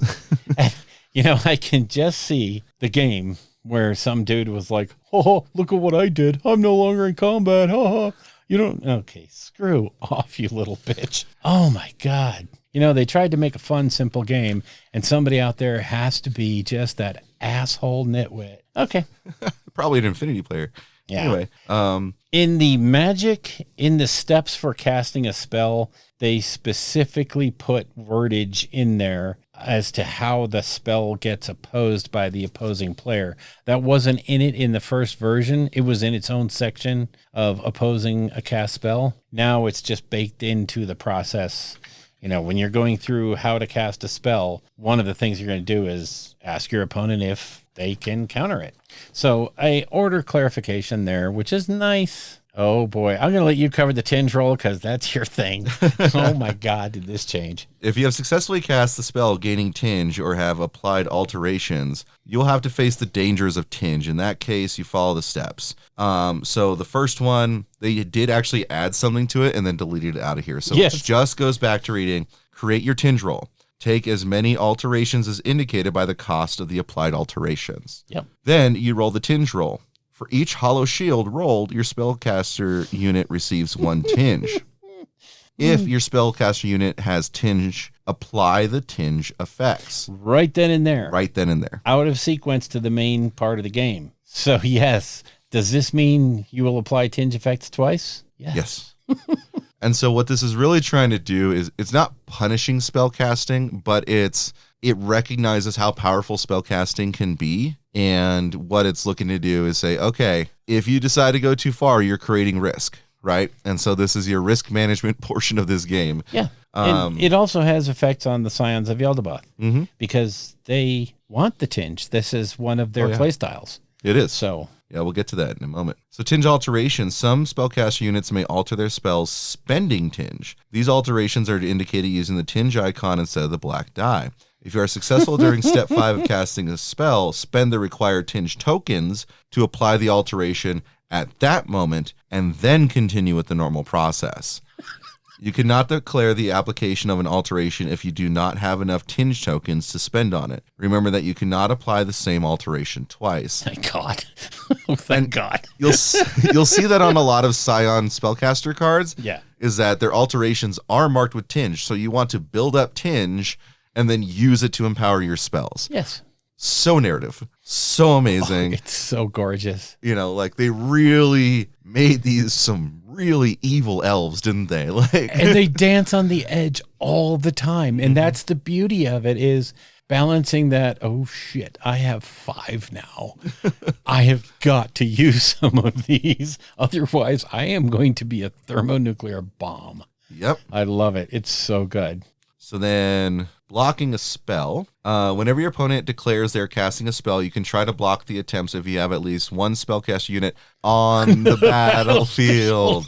Again, this is that whole thing. If you have scout, ambush, or reserve deployed units, they do not block spells. They're not on the map. Yeah. Oh, God. I'm just saying, folks. How do you measure from something that's not on the map? Oh, God. To block the spell, you must follow these steps. Now, all of these are new. They completely redid this. Yes. So listen close. 1, declare your intention to block the spell in step 4 of the casting. Form the blocking roll. Take 3 black dice and roll them. The result will face off against the enemy spellcaster unit's willpower roll during step 5. Each solid shield will cancel 1 solid success of your opponent. For each hollow shield, your spellcaster unit will receive a tinge token. So if you try to block a spell and you get hollow shields, you gain your own tinge. Yeah. Right? Which I think the Scions like doing that. Sure. Anyway, if you roll at least 1 hollow shield, the effects of the tinge will manifest at the end of the activation. So that means once the entire spellcasting sequence is finished, then you have to fall under the effects of the tinge. Yep. Just like the spellcaster. It's just so gorgeous. Oh, Lord. Can you imagine being on the defense, trying to block a spell, getting enough tinge that your own mage explodes? So in the attempt to save your unit, you blew it up. You see, this is much closer to what psychers are described. Yes. In the old psychers, when they used to blow up, was so much fun. Yes, you hated it, but God, it added so much flavor. This is And I mean, even like the narrative of what psychers are, you know? Yep. Oh, you got a little too much warp juice in you. Oh, ba-boom. Yeah. Now the next part. This is what separates the men from the scions, folk. Tinge skills. Oh my gosh. Tinge skills can only be used during your activation, and they are a simple action, but you can only take it once per turn. That's bullshit. That makes them OP. So once per activation. To activate them, you must meet all the requirements, spend 1 tinge token, and apply the corresponding effects. Tinge effects. When your unit must face the consequences of the tinge, consult the following table and apply the effects from the row corresponding to the amount of tinge your unit has. So this is what everyone but the scions gets. Yeah. So There's 2 tables. Yeah. 2 tables. Tinge, 1 to 4, you suffer 1 stress. If you have 5 to 6 tinge, you suffer 1 stress and take a wound. If you have 7 plus, this unit is destroyed, and all units within 5 strides receive 1 tinge. I love that. So there's your normal bulwarks who've never even thought about magic before in their life. And they're like, all of a sudden, we got this tinge all over us. Oh, my gosh. And then you have the Scions of Yaldabaoth one, which is in Spanish. So if you have 1 tinge, nothing happens. 2 through 7 tinge. I love this. You roll an orange die and apply the effects corresponding exactly to the result. So a solid success, you suffer 1 stress. If it's a solid success and a solid crit, you receive 1 tinge. If it's a solid success and a hollow crit, receive the slowed state. That's bad. If it's a empty success and a solid crit, you displace 3. Jesus. That's so funny. Then if you have solid exclamation point or solid crit, heal 1 wound. Yeah. Or if it's empty exclamation / empty crit, suffer 1 wound. And then if you have 8 plus tinge, you detonate. Yeah. Right? And that's so fun. Like, it's just so much more dynamic if you're playing Scions spellcasters. It really is, because, I mean, the majority of your results are going to be the 2 through 7 range. And then the next roll is going to be just, that little table there is just so much fun. It's everything from suffer a stress all the way to suffering a wound, or you could get healed, displaced. I mean, you might just be from in combat to out of combat just based on the fact that you use tinge. Yeah. Oh, well. It's so fun. It creates a lot more dynamic things. It does. Again, you know, like, you are going back and forth. You like, I want to build up tinge and then I want to expel tinge. I want to build up tinge. I want to expel tinge, you know? And there are times where we get great boons from the tinge. Other times, I mean, most of them are somewhat negative. I'd say suffering a stress isn't the best. Nope. Slowed state, not good. Suffering a wound, not good. And then receiving a tinge is borderline. Yeah. You know, it depends on what unit and if they can use it or not. But the displace and the heal, cool. Like, that's pretty fun. I mean, that could do all kinds of, that could put you on an objective. Yeah. You know, technically it could win you the game. Mm-hmm. So I like it. But it's random. So you have to have a bit of a tolerance for, you know, random effects. If you're gonna I mean, Scions share that whole, you know, it's dark elves and the old goblins, or the old, what's his names? Come on, I can't think of them. Forget it. God, I can't even think of who it is. In Sigmar, the ones that used to move randomly. Squigs? No, not just the Squigs. It was the whole faction. Gloomspite gets? Gloomspite. Yeah. Yeah. It's a combination of Gloomspite and Deathwatch, really. And then there's the thing about checking tinge at the end of the round. There was an addition they made and then scratched out. So it's just at the end of each round, as we talked about before. Then quick clarifications. Repeat a die can only be repeated once per effect. Yeah, and understand that repeat a die is re-roll a die. It's a language issue, you know, between Spanish and English. When they say to repeat a die, that is a re-roll. Yeah. So. Oh, no, the Spanish stands, so it says repeat. No, I'm kidding. Okay, I get a second copy of it. I am repeating all my hits. And that's for efficiency. That's to stop crazy types of gaming. It is. Right? It's just that you can re-roll each die just once. Just once. And yeah, fair. And you cannot shove, attract, place, or displace unit and make them leave the battlefield. Yep. This isn't, you know, Moonstone. No. So collide when a shove, attracted, because that is going to be something that does happen. Yep. Attracted or displaced unit stops its movement by coming into contact with a unit or impassable terrain. We say they collide. Done, done, done. Yep. And they have clarified before that the standard, a shoved unit is shoved away from the unit that caused the shove. And remember that you're only moving the unit leader. and then the unit forms up around them. It's like Legion in that way. So you move that leader as far as he can until he collides with something, or as far as he can, and then you set the unit up in any way you want to around him. Attracted is the exact opposite. If you are attracted, you are moved directly to the unit that attracted you. And I love the use of the word attraction when it is probably the least appropriate word to use in this situation. Because no, I am not attracted to you at all. However, I am getting closer to you so you can beat me in the face, you stupid Northern Tribes idiot. But yeah. Yeah, I mean, pulled. How about that? Yeah. If you get pulled towards a unit. I like attracted. It's good. I do too, because it especially allows for, like, if you have succubi style characters for it to actually have an effect. Yep. And of course, displaced is moved as per you decide where you want to move. So those are the three keywords or the three descriptors for how a unit is moved against its will. Yeah, so you cannot displace yourself off the board to win the game. Yeah. No. Bloodlust, they just added charge or assault. Yep. Then if a unit charges or assaults due to its bloodlust, it can reroll all of its attack rolls. During the activation, it is engaged with the enemy unit, including an activation when assaulting or charging. Yeah. So you charge, you assault, you get the bonus. Your rerolls are done. Yeah, and it keeps that. There was a question about, well, if I charged the unit, I complete my turn and they engage me. The next thing they do is to engage me. Do I get rerolls on that? No, you do not. Your charge is over. Dispel. Guess what? You suffer stress from it. What? They took out the line that says without suffering stress. Oh, that's not fair. Yeah, if you try and dispel, you suffer stress. That's not fair. Womp womp. Stupid rules. Okay, anyway. Okay, so elite, the clarification for elite units was that their ability to turn hollow shields into shields, hollow successes into successes, and hollow crits into crits also applies to willpower rolls, attack, melee and ranged, defense, and the effects of skills and spells within the unit. So it pretty much applies everywhere, specifically saying they do not apply to other rules such as tinge or spell blocking rolls, including dispel.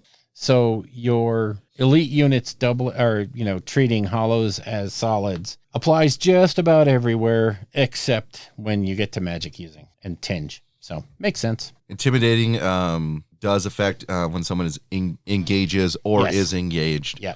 Clarifying that it's, okay, I am engaging you, but if I remain engaged, it still has the same effect. Yes. Right? And a unit can only suffer the effects of intimidating once per activation. Yep. So you can't just stack intimidating. Haha, Northern Tribes. Stacking count. Come on. Preferred terrain. Gone. Yep. Dunzo. Well, those sections, are gone. Yeah.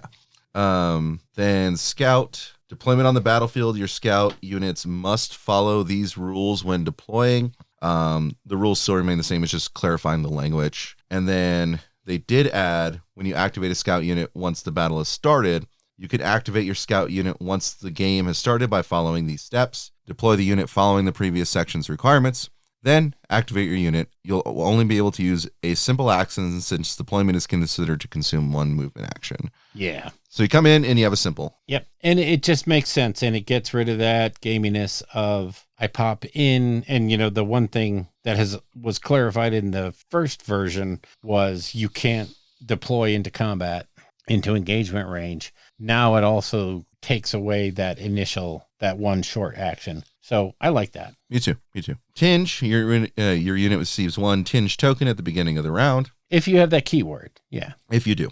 Which, again, Scions casters, some of them do, because they want to build that up and just use it to brutalize you. Yeah, it's their thing. So characters with the keyword tinge joining units is considered that the unit gains tinge while the character's joined. Yep. So you're going to stack tinge on them and leave it if you leave. And this is the counterpoint to the rule that says whatever keywords your character has does not apply to the unit once it joins. It still gains the tinge keyword. And the reason being is that at least, narratively, and even mechanically, tinge is such a powerful both advantage and disadvantage, and it's also sort of alien to everyone. Yeah. So that thing is only going to affect right now Scions. Yeah. But it's big, and it had to be written into here. Otherwise, the minute you joined one of your characters with a unit, they would no longer be generating their tinge they need to operate. Yep. So this makes it correct. Unit outside the battlefield. If your unit is outside the battlefield, it does not receive tinge token at the beginning of the round. Nor will have to check its effects. Duh. Fair. Tinge switches. Some switches are signal with the tinge symbol. This indicates you must spend the required tinge tokens to activate the switch and apply its effects. Okay. Freaking Scions made so many new rules because they're dumb. Anyway. Tinge modifiers. Some modifiers include the tinge symbol, indicating your unit receives a tinge token when you activate them. Yep. Easy peasy. Then you want to cover that terrain? Sure. Change the name of rugged terrain to rough terrain. Which is, fair. That's how the keyword was written, but in the rules it was written as rugged. Terrain, yeah. So you're like, what? So they changed the wording of fog completely. Fog in Warcrow is represented using fog markers. A unit that ends its activation within 4 strides of a fog marker will receive 1 tinge. Okay, end your activation, receive the tinge, flat out. That's the sequence. Fog markers do not block line of sight. They do not interrupt movement. A unit cannot place a fog marker within 10 strides of another. So the Scions have units that throw fog around like it was crazy. You cannot put them within 10 strides of each other. Otherwise, you would create, and I can just see what you would do. You would make these little walls that lead to the objectives and just make sure that nobody can get there. And yeah, that would be poopy. So lethal terrain had its rules changed. The moment a unit defined by X comes into contact with this terrain elephant, so lethal is going to have a number, it will suffer an attack with a D roll. So when you see lethal terrain, it is going to have a number and a type of die. You will roll that number of dice, and that is an attack that it takes. The terrain element cannot take damage and will not push back units, so you'll ignore anything. If you lose the combat, you will ignore. If you lose combat to a piece of terrain, you should probably consider what you're doing with your life and what choices led you here. But anyway. Hey, that's not fair. Remember in the first campaign we had the lake with the arms coming out of it. The lake kicked my ass. And then you fought the lake and beat him. Yeah. That was the most Northern Tribes moment of that campaign. Solely Northern Tribes. That was awesome. Go fight the lake. Mm-hmm. Then they put the rules for traps into this section. Trap is a terrain element created by a unit using a skill or spell, and some of the sign-in put out traps. I'm sure others are going to do the same thing. Some of the Northern Tribes will, I'm sure. Units that can remove traps can remove this terrain element from the battlefield. Makes sense. If you place a trap, you follow these rules. Unless specified, element trap must have a diameter of 6 strides. So we're going to have to make some markers. Yep. You cannot place it atop impassable terrain elements. Units are not terrain elements, therefore you can place a trap below them. Take their current position as a point of reference, lift the unit up, place the trap under it, then place the unit back down on the trap, maintaining as closely as possible the previous placement of the troops on the battlefield. A lot of words to say, don't be a dick. Okay? They could have said, when placing a trap, don't be a dick. All right. Or, you could put the trap underneath them if you want to. Yeah. I do like that rule exists, because then if they didn't write it that way, you could zone the sign-in out of placing traps. Yes. And, if a unit's main goal is to place a trap, there shouldn't be like cheesy movement shenanigans and stuff you could do to where you just completely cut off their battle plan, I mean, it's a needed rule, but I just hate that they have to be so wordy because people are going to interpret things. Yeah. Anyway. Last thing, hostile neutral units are enemies of all units of any faction, including other neutral units. Yep. So if you get those crazy animals in one of your side or one of your quests, that is neutral but hostile, and there are other neutral units around, it's going to attack whatever it's closest to it. In that first campaign, the lake and the what's-his-name would be hateful to each other. Yeah. So that'd be funny. The lake would attack the thing, which was a question that came up was, if it went by the lake, would the lake attack it instead of me if it was the closest thing? Yes, says yes. It says yes. Mm-hmm. We now know for sure. So if you're creating, that'd be a fun little campaign, just we'll grab Baba Yaga's hut. We'll get ourselves the Warcrow monsters. Yeah. Oh my God. Yeah. The big guy. Oh, I just do like all kinds of fun things where like they're just roaming around fighting whatever gets close, including each other. Yeah. Or you, or both of them turn on you. Oh God. Yeah. It could be ugly. Could be ugly. So that's kind of the overview of the FAQ. The big things in that one really are the alterations to the turn sequence that are there to make sure that the Scions of Yaldabaoth don't get screwed by the mechanic that lets them play the game, which is the tinge and how they want to operate with tinge. It also really, it helps to clarify, tinge affects everybody, and having it always go off at the beginning of the turn meant you could effectively neuter your mage before they had a chance to do anything, which was not fun. It wasn't great. Moving it to the end, that's all you need to do. I was like, how would you make that change? That was super simple. Yeah, just move it to the end. Beautiful. So overall, I would say Warcrow is still a fantastic game. Yes. It is still such a breath of fresh air. It's kind of like a skirmish game, but at a much higher scale, almost, akin to a Spearhead type size game. When you're looking at the number of units, but so much more flexibility, so much more crazy fun things to do with some very strange rules, very Corvus Belli type rules. The leapfrog movement, the front to back movement is such a departure from any other game.